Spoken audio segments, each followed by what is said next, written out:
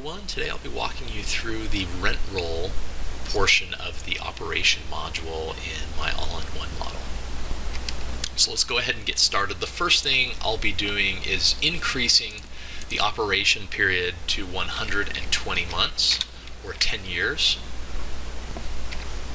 And by leaving the development length at 0, the model automatically assumes this is an acquisition, and so the development module will not be used. The other thing I want to make sure I do is I want to make sure the report tabs, the operation tabs, and the calculation tabs are all set to show, and that the permanent financing module is set to yes.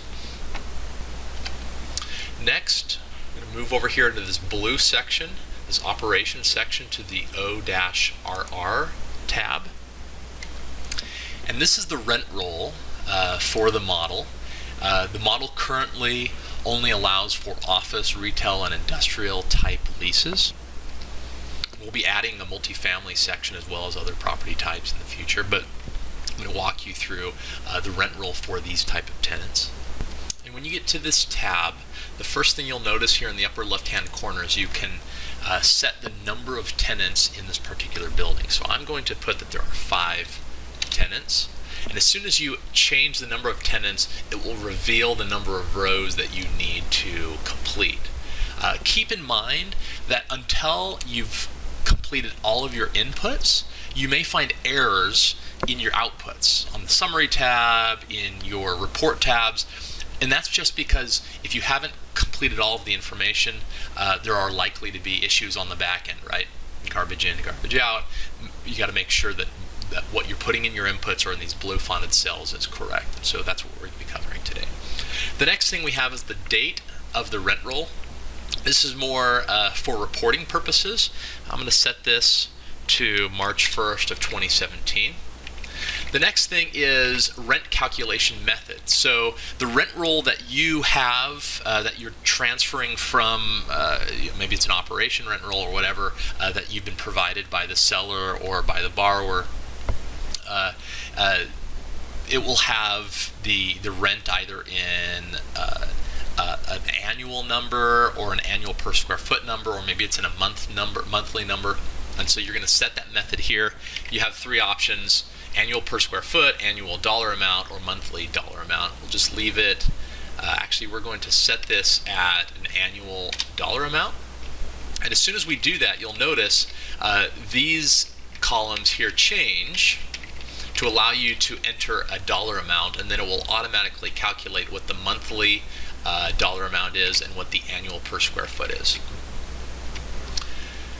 Next up top here, we see just a table showing the total amount of square footage, what percentage is vacant versus leased, and that is drawing from this tab here, D, where you can choose whether this is a spec tenant or a lease tenant. Spec meaning this is a vacant space that you're expecting to lease up. Lease, obviously you have a contract or an LOI in place for that space. Then we move down into the rent roll section. First, we're going to drop in the suite. So my first tenant is suite 100. They are leased. This is a small 5-tenant office building. This first tenant is Aker and Sons. Now, this tenant label, I've gotten some questions on this. This does not do anything currently. But in the future, as we develop report modules, where, for instance, we want to be able to analyze the number of law firms, for example, in a building, then you could label this law firm, and in this case we'll do that, and then you could use, for instance, the sum if formula to sum the total square footage or the total rent from law firms and help you understand what exposure you have to that type of tenant. That's tenant label. Next, we have the square footage. Aker & Sons occupy 15,000 square feet. Their lease started approximately a year ago, February 1st, 2016. Their lease ends 12/31/2025.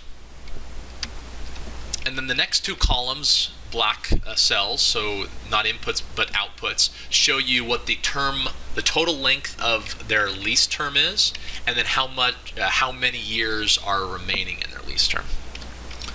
Next, we're going to drop in the annual rent that they're paying in as of today. So we won't be detailing out the rent amount for the lease itself, but rather what the rent is going forward. So ignore whatever the initial rent amount was. Input here the total that they currently are paying, and that's $300,000 a year, $25,000 per month, or $20 per square foot annually. But then the question is, are there rent bumps in this lease? Now, I've mentioned from the get-go on this project, we lack exact precision in certain areas, and this is one of them. So this model does allow for modeling rent bumps on contractual or first-generation leases, but you can't model those precisely to the month. They're modeled on an annual basis, and so if you have a rent bump mid-year, you will see that the rent increases in the first month of each analysis year. Now, the analysis period is currently set to begin January 1st, 2017. Now, that doesn't make sense since this video is being done in the middle of March 2017. And so I'm going to run back to my summary tab. And you'll notice some of these errors. That's because we haven't completed this tenant. So you're going to see the model erring out. But we're going to go to analysis start date. I'm going to change this to April 1st, 2017. Okay? And we come back to the rent roll. And you'll notice the rent detail here. This is rent as of April 2017. So this annual amount is as of April 1st, 2017. And then you have a rent increase at some amount that happens at the beginning of each analysis year going forward through to the end of this lease term. And so then we have increase method. So we dropped in the annual rent, we have increase method. You have three options. You can detail the rent, you can do an increase as a percentage each year, or you have an increase as a dollar amount per square foot each year. I'm going to do increase as a percentage each year, and you'll notice as soon as you change that, this rent detail section grays out, letting you know that this is not necessary because you've changed this again to increase percentage per year. So as an this lease increases 2% per year, and so I drop in 0.02 because that's a percentage, and that gives us 2%. Now, if you have no intention of detailing rent out, and I'll talk about that in our next tenant, you can hide this rent detail section. So I'll hide that for now. Then we have leasing assumptions. Now, this is leasing assumptions for this specific tenant.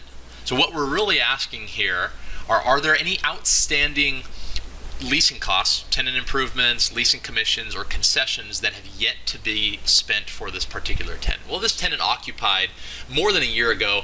All TIs have been paid, all leasing commissions have paid, all free rent is burned off, and so this will be 0. Then we have expense reimbursement for this tenant, and there's two options here. We can either detail out the expense reimbursement, or we can do no and set a percentage of pro rata reimbursable operating expenses. And so for this particular tenant, we're going to assume they are triple net, and that triple net lease recovers 100% of reimbursable operating expenses. So this, therefore, is set to 100%. And how that's modeled then is for each year that this tenant occupies the space, 100% of their pro rata reimbursable operating expenses are paid by them. Then we move on to future tenant assumptions. So this lease, this Aker & Sons, is the first generation lease in this space. They vacate, and a new tenant, a second generation tenant, will occupy, and or they'll renew and continue at some future lease term or future lease rate.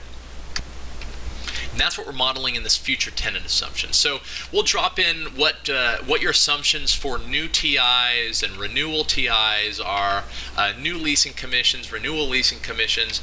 So in this particular case, this is an especially nice office building. We're going to say $20 on new, $7.50 on renew TIs, 6 and 4 on our leasing commissions. We don't think we're going to have to spend any or offer any free rent on renewals. I'm sorry, on new leases or on renewals here. Then the market rent per square foot as of the analysis start date is $20. So we're going to assume here. Market rent growth. Now this is important because future tenants who occupy the space, their rent as of the beginning of their new lease will be today's market rent grown at some rate. And so we're just going to use 3% for our market rent growth rate. But then there's a contractual rent increase per year on whatever lease that second and third generation tenant signs. And we're going to assume that that's 2%. So they occupy the space and then their rent will increase by 2% each year. They'll be a triple net, and so that'll be a triple net lease. So we're going to assume we can recover 100% of reimbursable operating expenses. Then there's the question, what is the probability that this tenant vacates versus renews? That's the renewal probability. Now, in the event that they renew, their new lease rate will be market rent as of that time. But in the event of a renewal, they will only be, or the landlord, or you, the investor, will only be responsible for the renewal TIs, the renewal leasing commissions, and whatever free rent has been assumed. So we're going to put their probability at 70%, their probability of renewal.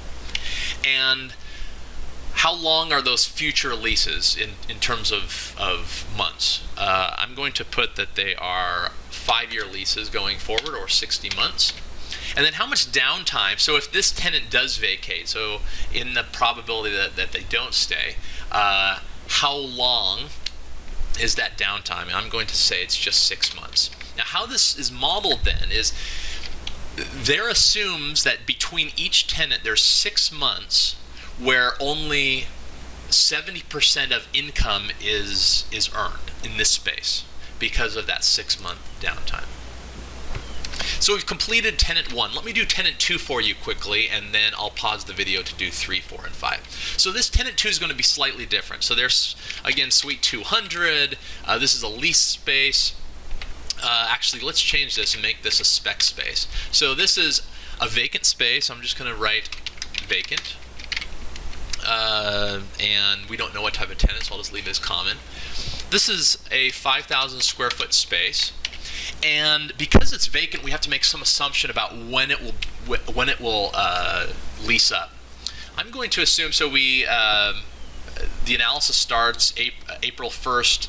I'm going to assume by July, this space they'll take occupancy, and then I'm going to use a formula here. You'll notice it's actually defaulted into this cell.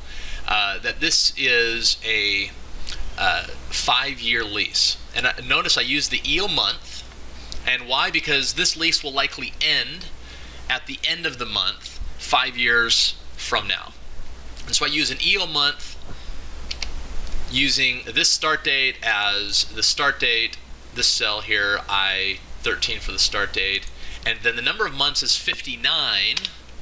If you do 60, then it actually is going to make this a 5-year and 1-month lease, so we use 59, and that is the end. You can also just manually drop that in, right? So 6, 30, 20, 22. Okay, I'll do that. Then in terms of lease rate, this is a smaller tenant. We think that Aker & Sons is at a below market rate for this size of space. I'm just talking here. So I'm going to assume that they're going to pay $21.50 per square foot. Okay, so all I did, because this is on an annual dollar amount calculation, in this annual dollar amount, I took the total, their square footage, I multiplied it by the annual rate, $21.50. And that gives me the annual dollar amount, it tells me what the monthly amount is, and it tells me what the annual per square foot is.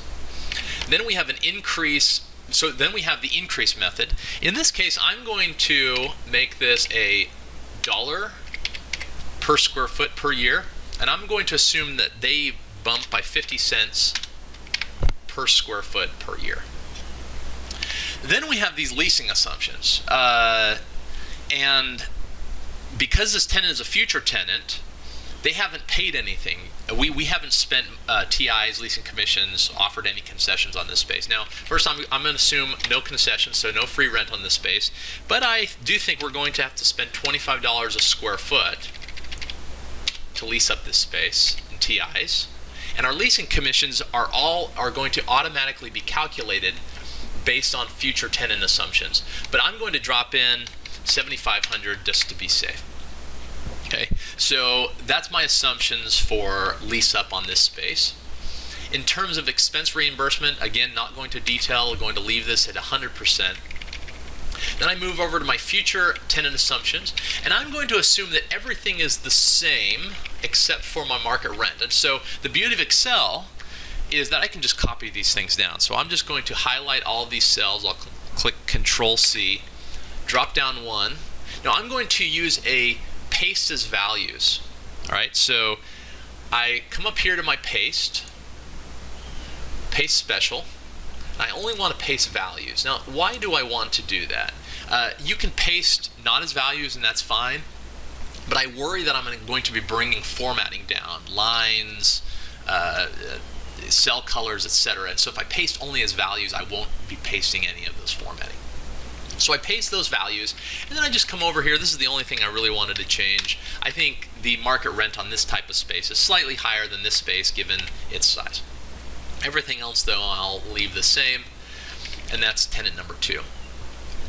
I know I said that I was going to do 3, 4, and 5 on my own. I'm going to show you just quickly the rent details. So I'll drop this in. This is an existing tenant. This is Tire Capital. They're a financial services firm. They occupy 20,000 square feet. They came in January 1st, 2015. They're on a 10-year lease. And currently, they're paying a nice round number of $327, or I'm sorry, $327,851. And this often happens, right? Where mid-lease you get these odd dollar amount per year rent amounts. And that's based on some percentage or maybe it's CPI increase or whatever. The next thing I'm going to do, though, I'm going to detail out the rent here. And so these rent bumps are not happening annually. In this case, there'll be one rent bump in the middle of their lease, and that rent is going to increase by 7.5%. And I'll show you how that's done. So I'm going to change the increase method to detail, and as soon as I do that, this increase cell grays out, and then I'll need to open up my details section. This opens up, and then it shows you which years actually have which years this tenant is occupying that we need to complete. And so you need to make sure that there's an amount in each one of these years. The other thing is, this is a per square foot rent as of this month. Again, you're lacking some precision because in this case, we're assuming that on January 1st, 2020, this is going to increase by an additional 7.5%. So what I'll do is I'm going to assume that 1 year through this year, 4 of the analysis period, my rent is the $1,639 whatever. So I'll make it equal to that. I'm going to hit F4 to make that absolute. I'll copy it over to there. So $16.39 per square foot through year 3. Then in year 4 through the end of the period, it's this amount multiplied by 1.075, or an increase of 7.5%. And then I'm going to copy and paste this as values. Alt-H-V-V. And there I've detailed out the contractual rent for this particular tenant. And then just quickly, no outstanding leasing costs. They're not, though, on they are triple net, but we're not recovering. We've noticed that we're not able to recover 100% because of how this lease is structured. And so I'm going to detail this out, though. And what we're finding is there's some slippage each year that's increasing. So this first year we're at about 96%, and we're going to drop that each year. 94, 92, and go 90 through the end of the lease. Now, the lease expires in year 8, and so these year 9 and 10 don't matter. And in fact, that's a good comment. I'll fix that so it grays out in a similar fashion as the rent details so that we know. So then we move on to future tenant assumptions. I'm going to make this similar to the one above. So I copy that, come down, Alt-HVV to paste as values. And then, again, this is larger space. Market for this larger space is slightly lower, 1950. And then the renewal probability, given kind of the awkward nature of the floor plate on this particular floor, whatever, I'm just talking out, I'm going to say that the renewal probability here is 50%. All right. Now let me just pause the video and I'll complete 4 and 5. So I've completed the rent roll. Now we want to see what's actually happening here. Now there are two options. If you're concerned about how a particular tenant is being modeled, you can move to one of the calculation tabs, the OCalc. And here, up here in the upper left, you can unhide or hide different calculation modules. So I'm going to use one to hide everything. And once we hide everything, you can come off here to the right, and you'll see labels for different cash flows that are being modeled. So for instance, if we want to model, or if we want to look at how market rent is being calculated for each tenant space, we want to look at the rent detail for that particular tenant, right, we can open that up and see how that's being modeled. Everything in this tab, this is the calculation module. This is what where the meat of the calculations are being done. But out here you can see the first generation rent, second, third, your total contract versus spec rent, and what that is the sum of your first, second, and third generation leases.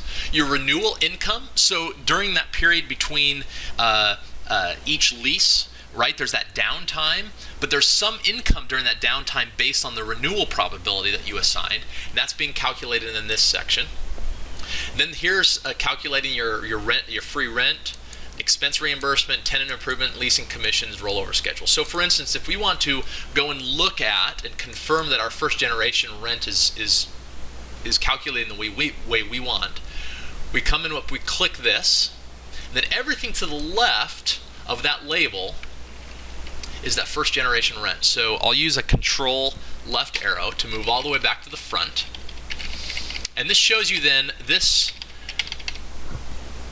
is the timing for when these leases start and then new leases begin again. And so then you can see, as of April 2017, per month, this is the amount the tenant is paying. And then if you recall, each year that increases. So April 2019, we see a bump. So that is first generation rent. When you have time, go look at the rest. You can see how all that's being calculated. We can also then come over here to some of our report tabs. So the property cash flow tab, and I'll do a separate video talking about this more in detail, but you can see then the roll up. Actually, let's look at, come back over here to the operation tab, the operating statement. This is where I wanted to go. And you can see the roll up on an annual basis of the gross rent for all of those tenants, any concessions paid, and then the downtime or loss to market. Now I recognize in office, retail, and industrial leases, the loss to market or the loss to lease concept that's common in multifamily isn't used.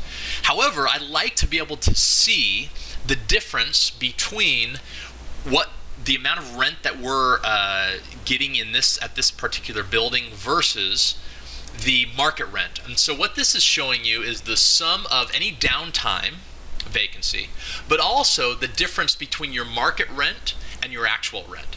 And so that's why in years where there isn't actually any physical vacancy, so you notice here you can see there's no physical vacancy, but you still have some loss to market, meaning your market rent is actually higher than your actual rent. And it shows you where opportunities to roll the market or whatnot exist. Then you see your expense recovery, and then up here it tells you what your recovery percentage is. So what percentage of your total operating expenses are being recovered. And then we see things like antenna income, and that's dropped in here. And I'll get into this as a separate tab, or a separate video. But here you can see the roll-up of all those rents that you just entered on your rent roll. Also, you'll notice as we come back to the summary tab, that those errors that we had seen earlier have now been corrected because you have completed the rent roll tab. So that is this particular walkthrough. Let me know if you have questions, if you see anything that needs to be corrected. We're constantly updating this to hopefully get to a point where we have a stabilized version of the model. Currently we're in beta. And thanks for your time.